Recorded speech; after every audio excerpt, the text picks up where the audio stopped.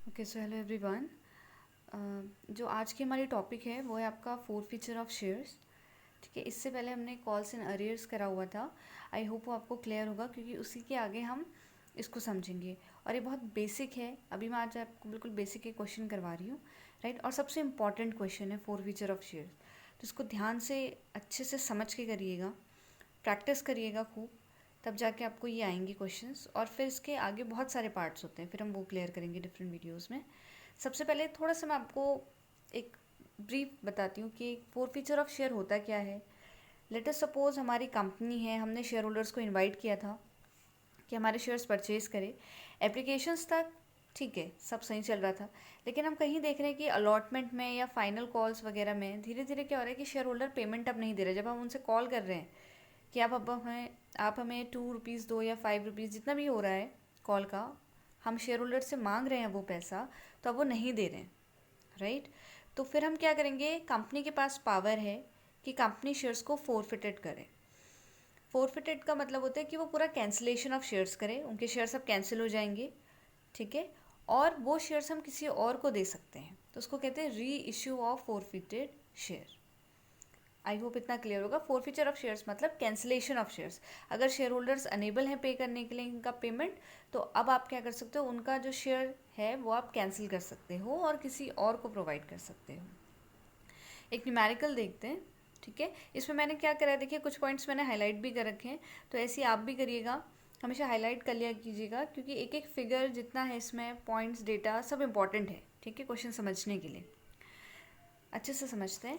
XYZ limited has been incorporated with authorised capital of 2 lakh, ठीक है, divided into 20,000 shares of ₹10 each. इतनी total capital थी, इतने में डिवाइड है, और ईच शेयर की वैल्यू कितनी है, ₹10। It offers it's 15,000 shares for the public subscription of the following conditions.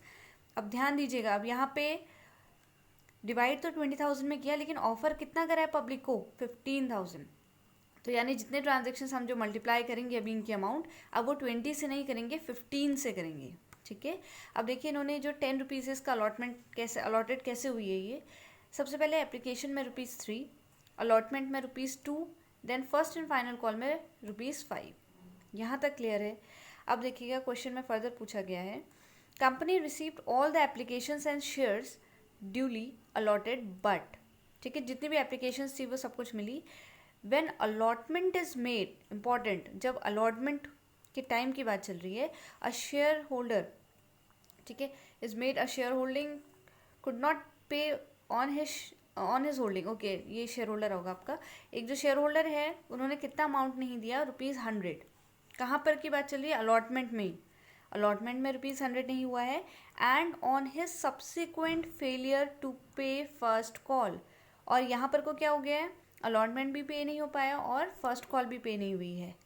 His shares were forfeited, अब उसने शेयर का पेमेंट किया नहीं है, तो शेयर्स क्या हो गए, फोरफिटेड हो गए, कैंसिल हो गए। एंड री इश्यूड फॉर ₹9 पर share as fully paid up, ठीक है, बाद में वो री इशू हुए ₹9 में। तो अभी ये सिर्फ आपको क्वेश्चन समझाने के लिए है, ठीक है। हमारे पास ये पूरा एक क्वेश्चन है, हमको पता है कि हमको 15,000 से अब हमको करना है, क्योंकि हमारे शेयर्स इतने ही इशू हुए हैं, ऑफर हुए हैं पब्लिक को, राइट। ये हमारा एक पूरा अलॉटमेंट बता रखा है ₹10 का, कैसे वो एप्लीकेशन अलॉटमेंट ऑफ फर्स्ट और फाइनल कॉल को अलॉटेड हुई है, राइट। और सबसे इम्पॉर्टेंट है कि हमारा एक शेयर होल्डर है, उनकी पेमेंट कहाँ पे नहीं हुई है, अलॉटमेंट के टाइम पे और कॉल्स के टाइम पे।